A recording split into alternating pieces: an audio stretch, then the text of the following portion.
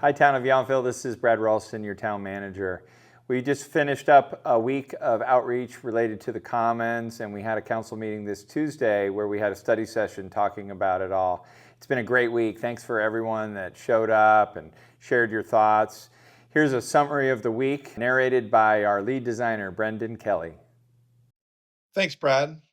This month's outreach began last week with a public hearing before the Zoning and Design Review Board, where members expressed enthusiasm for the direction of the Commons while also raising tough, important questions. That productive session on Tuesday was followed on Wednesday by a 3-hour open house where dozens of residents studied the physical model and more than 50 large images of the current stage of design, sparking lively and informative conversations. On Thursday, focus groups on mobility, sustainability, the dogs and the dog stories, and wellness gave us the chance to both share more detail and hear valuable perspectives. And by Friday and Saturday, the schedule was filled with one-on-one discussions, many of them returning to the same core topics with the kind of depth and candor that keeps a project like this moving forward. The Commons project has already come a long way. The town has invested in the land, in early improvements, interim uses, and in outreach that has shaped the design we have today.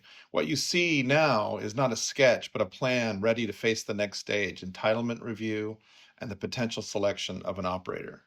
Still, there are questions on the table, important ones. Residents want clarity on parking, how many spaces, how enforcement will work, and whether emergency vehicles can reach the center of the site.